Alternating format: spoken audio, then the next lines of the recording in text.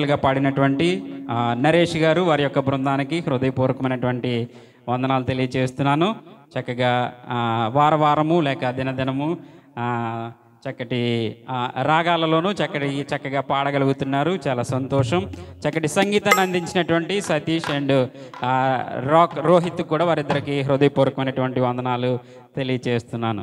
చాలా విషయాల్లో ఇంకను అడ్జస్ట్మెంట్లు కరెక్షన్స్ చాలా ఉన్నాయి కాబట్టి నరేష్ గారి ఆధ్వర్యంలో చక్కటి సంగీత పరిచయం చేసినటువంటి సహోదరులు కాబట్టి ప్రతి మాటను ఆలకించి ఈ వారం జరిగినటువంటి మిస్టేక్ నెక్స్ట్ వీక్ జరగకుండా చూసుకోవడం చాలా ఇంపార్టెంట్. పదే పదే చెప్పించుకోకుండా పర్ఫెక్ట్గా అయిపోవడం చాలా ఇంపార్టెంట్. కాబట్టి ఈ విషయాలన్నీ జ్ఞాపకం చేసుకోవాల్సిందిగా ప్రేమపూర్వకంగా తెలియజేస్తూ చేరి వచ్చినటువంటి ఇప్పుడిప్పుడే వచ్చినటువంటి మీ అందరికీ కూడా మరొక మారు హృదయపూర్వకమైనటువంటి వందనాలు తెలియజేస్తున్నాను. హల్లెలూయా, హల్లెలూయా.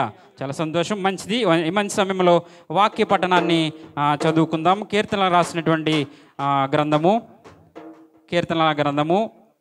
22వ అధ్యాయము. అందరూ లేచి నిలబడినట్లయితే సహోదరులు కళ్యాణ్ గారు వచ్చి వాక్య ప్రత్యుత్తరాలుగా చదవాల్సిందిగా ప్రేమపూర్వకంగా ఆహ్వానిస్తున్నాను. సహోదరులు కళ్యాణ్ గారు చదువుతుండగా వెనకాల అందరూ చెప్పాల్సిందిగా తెలియజేస్తూ కీర్తనల గ్రంథము 22వ అధ్యాయము 21 నుండి 31 వచనం వరకు. దేవుని నామములు అందరికీ వందాలండి. కీర్తనల గ్రంథము 22 నుంచి 22 అధ్యాయము 21 నుంచి లాస్ట్ వరకు చదువుకుందాం.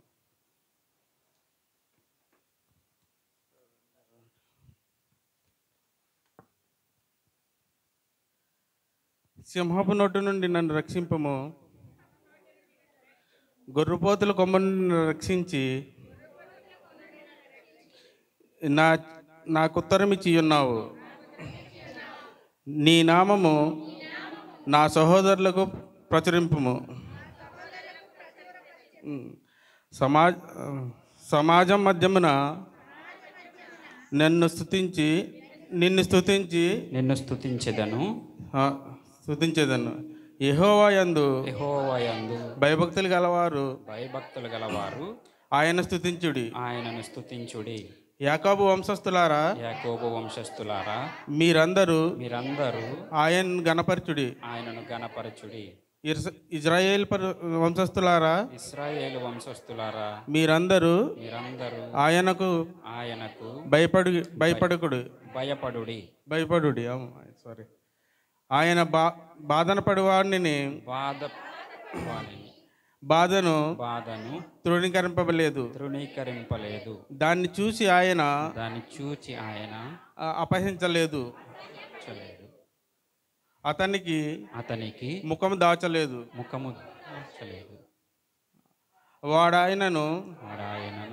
వాడాయనకు మొరపెట్టగా ఆయన ఆలకించెను. మహాసమాజములో నిన్ను గూర్చి నేను కీర్తన పాడెదను. ఆయన యందు భయభక్తులు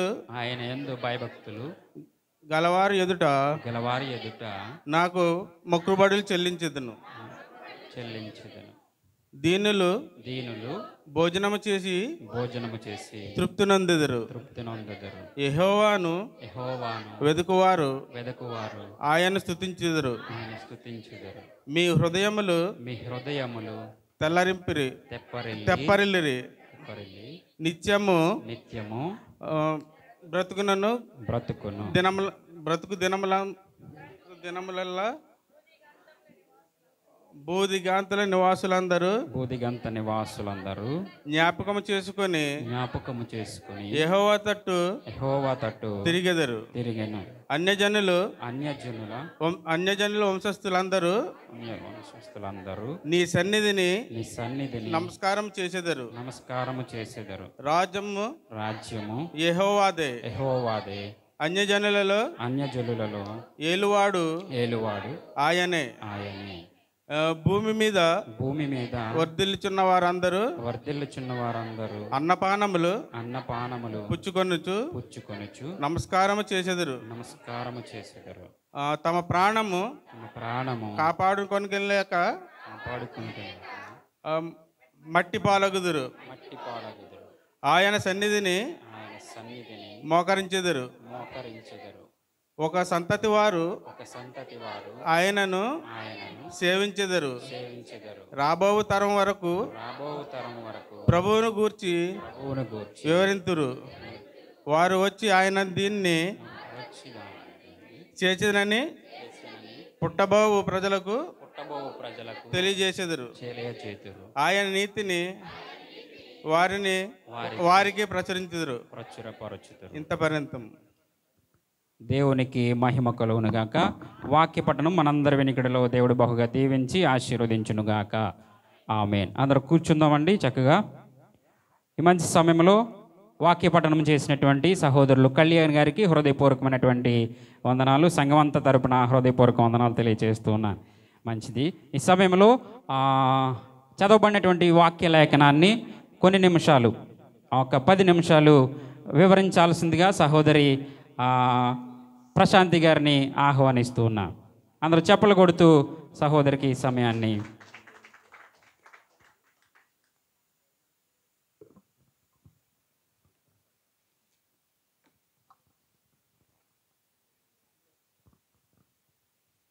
ప్రైజ్ రాడండి. అందరికీ నా వందనాలు. దేవునికి మహిమ కలుగునుగాక. హల్లెలూయా, హల్లెలూయా. నేను హల్లెలూయా చెప్తున్నారు, మీరు కూడా నాకు హల్లెలూయా చెప్తున్నారు. ఇంకెవరు స్తుతిస్తారండి?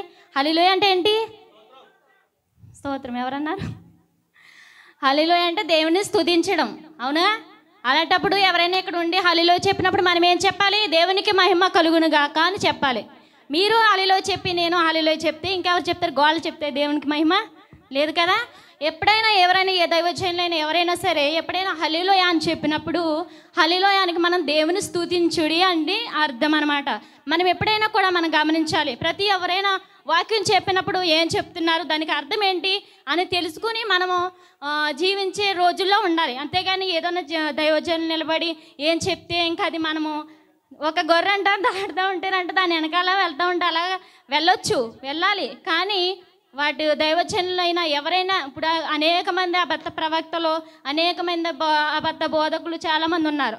అలాంటప్పుడు మనం ఏం చేయాలంటే చాలా వాక్యాన్ని మనం గమనిస్తూ ఉండాలి. వాక్యంలో ఉన్న సారాంశం ఏంటి, వాక్యంలో ఉన్న ఆ యొక్క విశేషత ఏంటనేది మనం గమనిస్తూ ఉండాలని ఈ యొక్క మీ అందరికీ నేను చెప్పేంత దాన్ని కాదు, దేవుడు ఇచ్చినటువంటి మహాకృపను బట్టి కొన్ని వచనాలు వివరించడానికి దేవుడు అంతగానో కృప చూపాడు.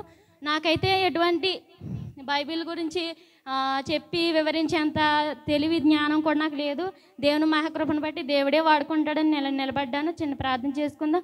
మహాపరిశుద్ధుడు ప్రేమగల మా తండ్రి, నీ ఘనమైన శ్రేష్టమైన ఉన్నతమైన నామను బట్టి నీకు వందనాలు, స్తుతులు, స్తోత్రము. ఈ మధ్యాహ్న సమయంలో ప్రభువా నన్ను ఈ రీతిగా నిలబెట్టుకున్నందుకు నీకు వందనాలు ప్రభువా. మేము వట్టి వాళ్ళం కాదు, నీకు ఎంతో ప్రభువా ఎంతో ఇష్టమైన వారం నా తండ్రి, నీకు ఎంతో విలువైన వారం నా ప్రభువా. నీ వాక్యాలు సెలవిస్తున్నాను తండ్రి ప్రభువా. ఈ రాత్రికాల ఈ మధ్యాహ్న సమయంలో ప్రభువా నువ్వు ఇచ్చినటువంటి ఈ వచనాన్ని బట్టి నీకు వందనాలు ప్రభువా. ప్రతి ఒక్క బిడ్డని వాక్యం ద్వారా ప్రభువా నడిపించమని అడుగుచున్నాను. మీరు మాతో మా అందరితోనూ మాట్లాడతారని మా ప్రభును మా రక్షకుడైన యేసుక్రీస్తు నామములో అడిగి వేడుకుంటున్నాను మా పరమ తండ్రి, ఆమేన్. ప్రైజ్ దా. ఈ కీర్తనల గ్రంథము 22వ అధ్యాయము 21 నుండి నేను కొన్ని వచనాలు నేను వివరిస్తాను. దానికంటే ముందు ఆల్రెడీ ఈ యొక్క 22వ అధ్యాయము 2 భాగాలు మీరు ఆల్రెడీ విన్నారు. నాకైతే తెలియదు కానీ దాన్ని ఏ విధంగా తీసుకెళ్లారో నాకైతే తెలియదు కానీ ఇందులో అయితే 2 భాగాలు 10 వచనాల కాడకి ఈ దేవుని కృపను బట్టి ఒక సహోదరులు అలాగే జ్యోతి గారు కూడా వివరించారు. దాన్ని బట్టి మనం ఇక్కడ ఫస్ట్ వచనం ఏముంది? 22వ అధ్యాయము, నా దేవా నీవు నన్నేలా విడనాడితివి అని మొదలుపెట్టారు. ఎవరు? దావీదు గారు ఇక్కడ నయమోను అనే అరణ్యంలో ఆయన రాసినటువంటి ఈ యొక్క కీర్తన 22వ అధ్యాయము. ఇక్కడ దావీదు గారు పడ్డటువంటి వేదన, దావీదు గారు పడ్డటువంటి శ్రమలు ఆయనే అనుకుని ఉండరు. నాకు ఇటువంటి శ్రమలు వస్తాయని, ఇటువంటి వేదన ఆయన పడతాడని ఆయన ఎప్పుడూ కూడా అనుకుంటూనే ఉండడు అనుకుంటా.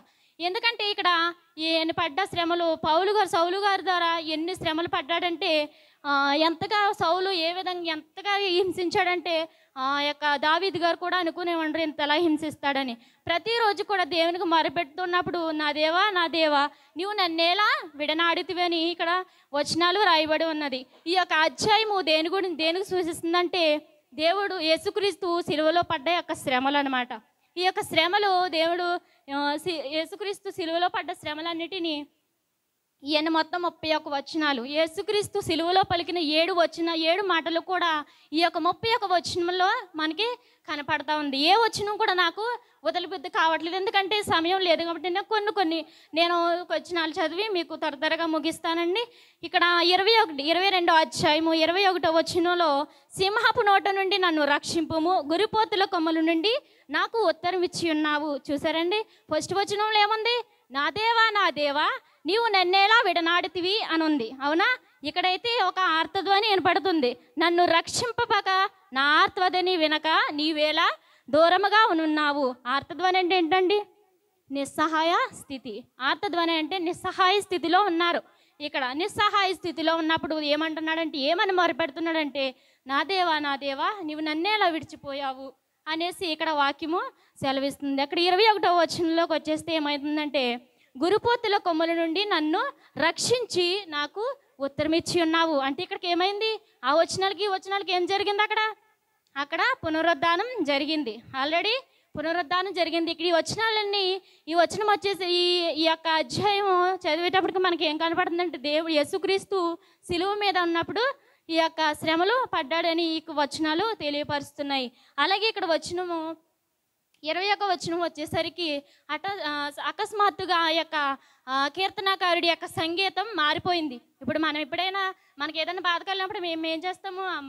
ప్లీజ్ అమ్మా అంట మన దీనంగా మాట్లాడతాం, దీనంగా మాట్లాడుకుంటూ ఉంటాం. మన మాట శైలి మారిపోతుంది. అదే ఏదైనా మనకి ఏదన్నా అనుకోలేని టైంలో, మనకి ఏదన్నా మనం ఊహించలేని సమయంలోనూ మనం అనుకున్న పని జరిగిందాక అప్పుడు ఏమవుతుంది? చాలా వందనాలండి, నిజంగా నేనైతే ఎక్స్పెక్ట్ చేయలేకపోతున్నానండి అంటే అత్యుత్సాహం ఎక్కువగా ఉంటుంది. అక్కడ ఇటువంటి సమయంలో ఇక్కడ మాట యొక్క జీవనశైలి మారిపోతుంది అనమాట. ఎందుకంటే దేవుడు తనకి ఉత్తరం ఇచ్చాడు. ఎక్కడ 21వ వచనం వచ్చేసరికి దేవుడు తనకి ఉత్తరం ఇచ్చేసాడు అనమాట. ఇక్కడ నీ నామమును నా సహోదరులకు ప్రచురపరిచేదను, సమాజ మధ్యమున నిన్ను స్తుతించేను. యెహోవా యందు భయభక్తులు గలవారారా ఆయనను స్తుతించుడి.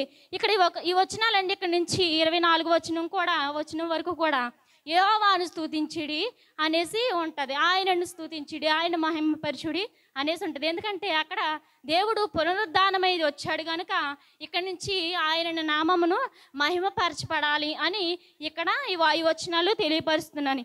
సడన్గా ఇక్కడ నుంచి సింహపు నోట నుండి నన్ను రక్షింపుము, గురుపోతుల కొమ్మల నుంచి నన్ను విడిపించుము, ఇవన్నీ చెప్తున్నాడు కదా. సడన్గా ఇక్కడ నా సహోదరులని ఎందుకు వచ్చింది? నా సహోదరులకి నీ నామమును ప్రచురపరిచేదను అనేసి అంటున్నారు. నా సహోదరులు అంటే ఇంక సహోదరులు ఎక్కడి నుంచి వచ్చారండి? అక్కడ అన్నీ కనపడి వృషభములు, గురుపోతుల కొమ్ములు, సింహములు, అంతే కదా. అక్కడి నుంచి మనము ఈ ఒక మాటను మనం గమనిస్తే, నా సహోదరులు అంటే దేవుడు మనమే. ఈ వచనంలో మనం కనపడతాం. బైబిల్లో చాలామంది మన గురించి ఎక్కడ రాయలేదంటే మనం ఈ దేవుని యొక్క పిల్లలమే కదా అనేసి అనుకుంటాం. కానీ ఇక్కడ మనకు సరిగ్గా గమనిస్తే ఈ వచనంలో దేవుడు మన కోసం ఇక్కడ ఈ వచనాలు వ్రాయబడి ఉంచారనమాట. నా సహోదరులు అంటే ఆయన పునరుద్ధానమై వచ్చి వెళ్ళిన తర్వాత మనము దేవుని యేసుక్రీస్తు ఆయన కుమారుడు గనుక ఈ లోకమునకు మన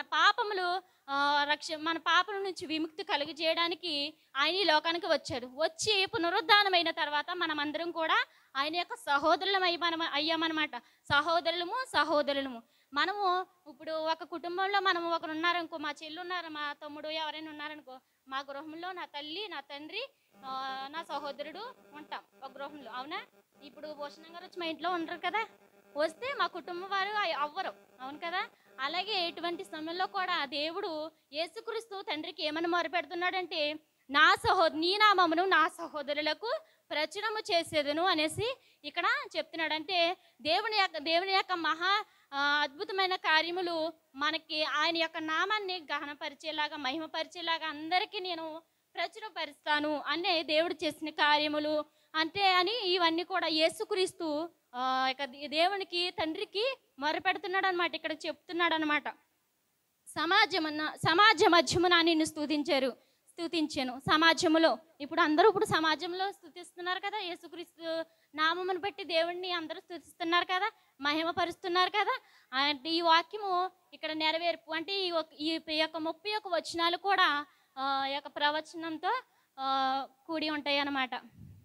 ఇక్కడ అన్నీ కూడా 24వ వచనం వరకు కూడా ఇశ్రాయేలు వంశస్థులారు, యాకోబు వంశస్థులారు యెహోవాను స్తుతించుడని ఇక్కడ వాక్యం సెలవుడుతుంది. ఇక్కడ 24వ వచనం వచ్చేసరికి ఆయన బాధపడు వాని బాధను తృణీకరింపలేదు, దాన్ని చూచి ఆయన అసహ్యపడలేదు, అతనికి ముఖమును దాచలేదు. దేవుడు యేసుక్రీస్తు సిలువలో ఉన్నప్పుడు ఎంతో వేదనతో ఎన్నో శ్రమలతో పడుతున్నప్పుడు ఆయన చూసి అసహ్యపడలేదంట, ఆయన చూచి తృణీకరింపలేదంట.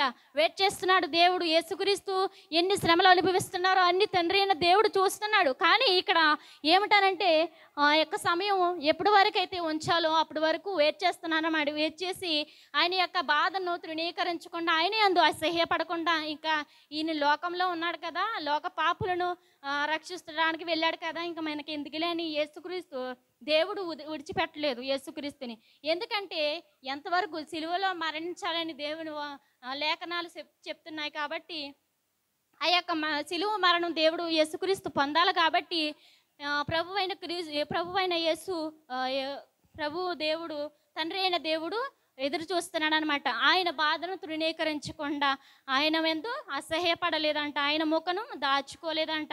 చాలామంది అంటారు, దేవుడు మనం ఎప్పుడైనా ప్రార్థన చేసే ఒక సమస్య కొరకు మనం ప్రార్థన చేస్తే దేవుడు నా ప్రార్థన ఆలకించట్లేదు, నా మొర ఆలకించట్లేదు, అనేక మంది విషయాలు కొరకు ప్రార్థిస్తున్నాం అయినా నా మొర ఆలకించట్లేదు అని అనుకుంటాం. కానీ ప్రతి ఒక్క ప్రార్థనకి సమాధానం దొరుకుతుంది. సమాధానం ఎప్పుడు దొరుకుతుందంటే మనము ఎప్పుడైతే దానికి అర్హులమో అప్పుడే మనకి సమకూరుస్తాడు అనమాట. అప్పటి వరకు మనం ఏం చేయాలి, సమయం వేచి ఉంచాలన్నమాట. ఇంకా ఈ విషయాలన్నీ మనం చెప్పుకుంటూ వెళ్తే చాలా లోతుకి వెళ్ళిపోతుంది కాబట్టి ఇంకొక మాట చెప్పేసి నేను ముగించేస్తాను. ఇక్కడ 30వ అధ్యాయం చూస్తేనండి, ఒక సంతతి వారు ఆయనను సేవించెదరు, రాబో తరమునకు ప్రభువును గూర్చి వివరింతురు. ఇక్కడ ఒక సంతతి వారు అంటే సంతతి అంటే ఎవరండి? పిల్లలు. కనుక పిల్లలు అంటే ఇప్పుడు ఒక సంతతి, ఇప్పుడు భూషణం గారు యొక్క జనరేషన్ ఉంది, ఆ జనరేషన్ వాళ్ళు కొంత మనలాంటి వాళ్ళకి చెప్తున్నారు. మన తర్వాత మన పిల్లలకి ఆయన యొక్క మహిమను గురించి వివరిస్తారనమాట. అది ఈ వాక్యం యొక్క వివరణ. నిజంగా ఒక జనరేషన్ నుంచి ఇంకొక జనరేషన్ వరకు అంటే తరం అని ఉంది కదా, తరం అంటే జనరేషనే కదండి. అలాగా ఒక తరం నుంచి ఇంకొక తరం వరకు కూడా దేవుని యొక్క మహిమ కార్యములు, దేవుని యొక్క కార్యములు, ఆయన యొక్క నామాన్ని ఏ విధంగా మహిమపరచాలో, దేవుడు చేసినటువంటి గొప్ప కార్యములు కూడా ప్రతి ఒక్కరికి చెప్పడానికి సిద్ధపడి ఉండాలని మీ అందరికీ తెలియపరుస్తున్నాను. దేవుడు మనం ఎందుకు పనికిరానబట్టి వారము మాకేం తెలుసు లేదు అని మనం అనుకోకూడదు. ఎప్పుడు కూడా దేవుని వాక్యాన్ని మనం వినాలి, నేర్చుకోవాలి. దేవుని యొక్క మహిమను గురించి అందరికీ మనము ప్రచురం చేయాలి. దేవుడు చేసిన కార్యములు తెలుసు కదండి మీకు అందరికీ. నాకు దేవుడు ఎంత మేలు చేశాడు, ఎంత గొప్ప కార్యం చేశాడు అని చెప్పేసి ఒకరికొకరు నోట్లో గుసుకోవడం కాదు. మనం ఏం చేయాలి, సమాజంలో కూడినప్పుడు నా దేవుడు ఎంత గొప్పవాడు, నా దేవునికి సాధ్యమైనది ఏది లేదు అని దేవుని యొక్క నామాన్ని మహిమపరచాలి. అర్థమైందండి? ఈ కొద్ది మాటలు దేవుడు దీవించును గాక. ఆమేన్, ఆమేన్. చప్పట్లు కొట్టి సహోదరుని అభినందిద్దాం. హల్లెలూయా, హల్లెలూయా, స్తోత్రం, స్తోత్రం, స్తోత్రం. చాలా సంతోషం, చాలా సంతోషం. దైవజనులు కూడా వచ్చి ఉన్నారు, వారికి హృదయపూర్వకంగా తెలియజేస్తూ చక్కటి కీర్తన భాగాన్ని వివరించిన సహోదరి ప్రశాంతి గారికి హృదయపూర్వకమైనటువంటి వందనాలు. తప్పకుండా చక్కటి యవన కాలంలో దేవుని పరిచర్య లేక దేవుని వాక్యం పట్ల ఈ విధంగా కొనసాగబడము, ఆ విధంగా ధైర్యం కలిగి వాక్యాన్ని పట్టుకుని బాగా పరిశుద్ధ గ్రంథాన్ని చేతి పట్టుకుని నిలబడడం చాలా అంటే చాలా, భూమి మీద ఏదైనా ఒక గొప్ప విషయం ఉందంటే అది ఒక్కటే మాత్రమే అని మనము చెప్పగలం. ఎందుకనంటే వయసు దాటిపోయిన తర్వాత ఆయా పరిస్థితుల్లో కాకుండా చక్కగా యవన కాలంలోనే దేవుని వాక్యానికి అంటగట్టబడి చాలామంది చదువుతూ అలా ఉండిపోతారు. కానీ వివరించేటువంటి స్థాయికి వెళ్ళడం చాలా గొప్ప విషయం. కాబట్టి సహోదరులాగే ఇంచుమించుగా ఉన్నటువంటి ప్రతి ఒక్కరూ తయారు కావాలన్నదే మన యొక్క ఉద్దేశం. హల్లెలూయా, హల్లెలూయా. అటు రీతిగా ప్రతి ఒక్కరు సిద్ధపడాలని హృదయపూర్వకంగా తెలియజేస్తూ ఈ మంచి సమయంలో చిన్నబాబు వచ్చిండా రాలేదు. ఈ మంచి సమయంలో దైవజనులు మనము స్టేజ్ మీదకి ఆహ్వానించేద్దాము. ఆ తరువాత తదుపరి కార్యక్రమాలు మనము ముందుకు తీసుకువెళ్దాం. స్తోత్రం, స్తోత్రం. పరిశుద్ధుడా మీకు వందనాలే. హల్లెలూయా, నీకు స్తోత్రం. మంచి సమయంలో శ్రీధర్ గారు వారి దంపతులు లేక వారికి కార్యక్రమం ఉంది. మన అన్న ఎక్కడున్నారు? వసంత్ గారు వారి భార్య భర్తలు వచ్చి దైవజనులకి బొకే తోటి స్టేజ్ మీదకి ఆహ్వానించాల్సిందిగా వారి ఇరువురు దంపతులు ఇద్దరు వచ్చి దైవజనులకి బొకే ఇచ్చి, దైవజనులు మనం ఆహ్వానించిన వెంటనే మన యొక్క ఆహ్వానాన్ని మన్నించి ఈరోజు వర్తమానాన్ని అందించడానికి, మన సంఘాన్ని బలపరచడానికి దైవజనులు వచ్చినటువంటి విధానం బట్టి దైవజనులకి హృదయపూర్వకమైనటువంటి వందనాలు తెలియజేస్తున్నాను. స్వదేశం నుంచి కనకాయలంక నుంచి దైవజనులు స్వగ్రామం నుంచి విదేశాల్లో పరిచయం చేయడానికి ఈ విధంగా వచ్చిన విధానం బట్టి దేవునికి మహిమ చెల్లిస్తూ దైవజనులకి హృదయపూర్వకమైనటువంటి ఆహ్వానాన్ని తెలియజేస్తున్నాం. దైవజనులు వస్తుండగా అందరూ చప్పట్లు కొట్టి దేవుని నామాన్ని మహిమపరచాల్సిందిగా బేబీ గారు ఇరువురు కూడా వచ్చి వారికి బొకేని అందించాల్సిందిగా ప్రేమపూర్వకంగా ఆహ్వానిస్తున్నాం.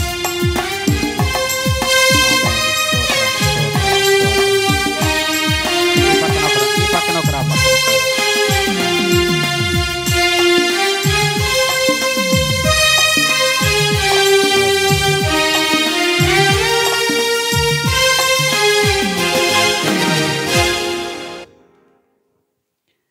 చాలా సంతోషం.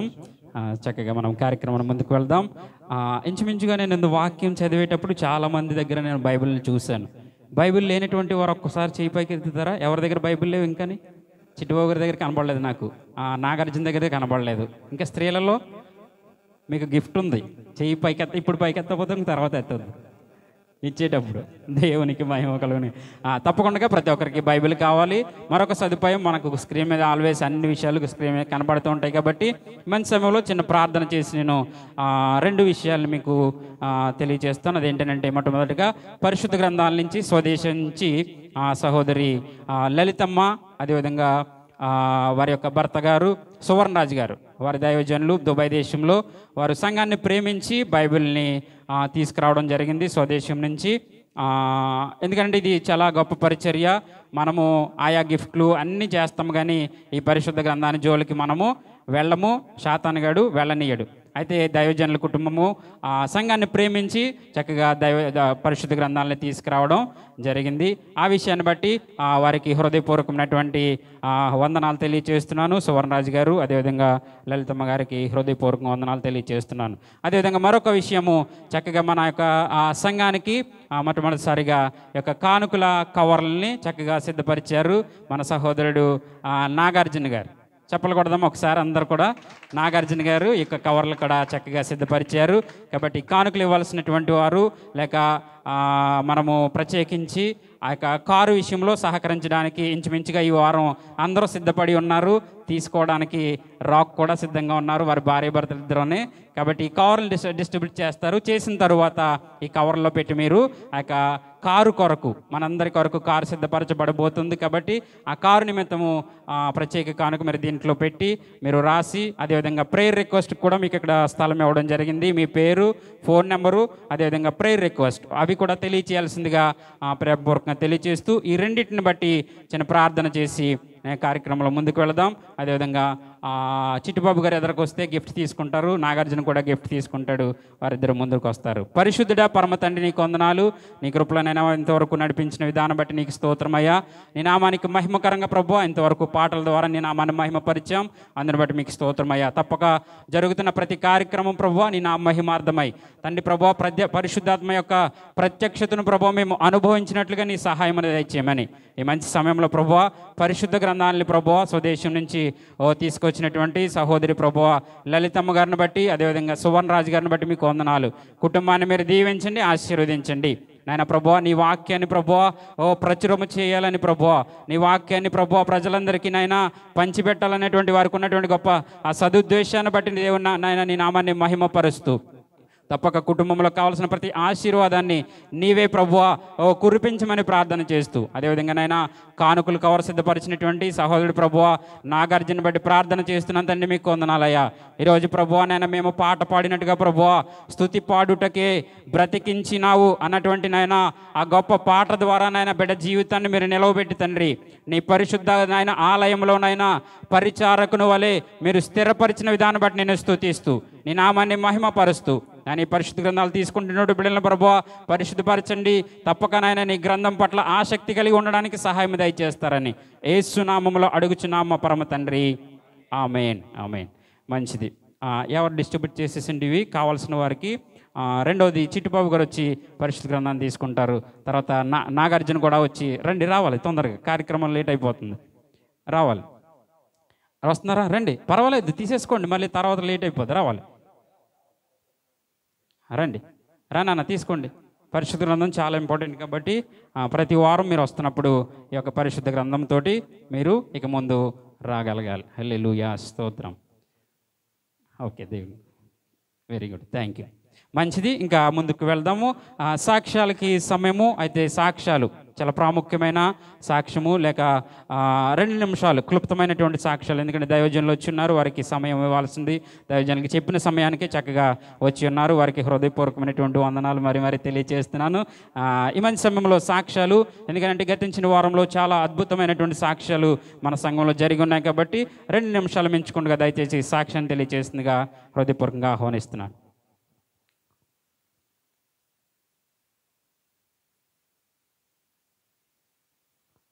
Praise the Lord. దేవుని నామానికి మహిమ కలుగునుగాక. మరి ముందుగా సంఘ దైవజనులకి, పాస్టర్ గారికి ప్రత్యేకమైన వందనాలు.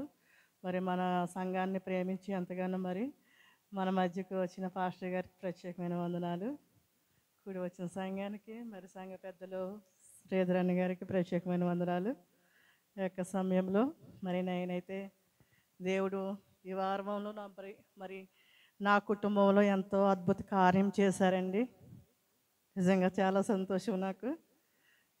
గత కొన్ని నెలలుగా మరి నా చిన్న కుమారుడు భార్య రెబకా, నా కోడలు, నా చిన్న కుమారుడికి వివాహం అయ్యి సరిగ్గా సంవత్సరం కూడా కాలేదండి. రేపు డిసెంబర్ 14కి సంవత్సరం కాబోతుంది.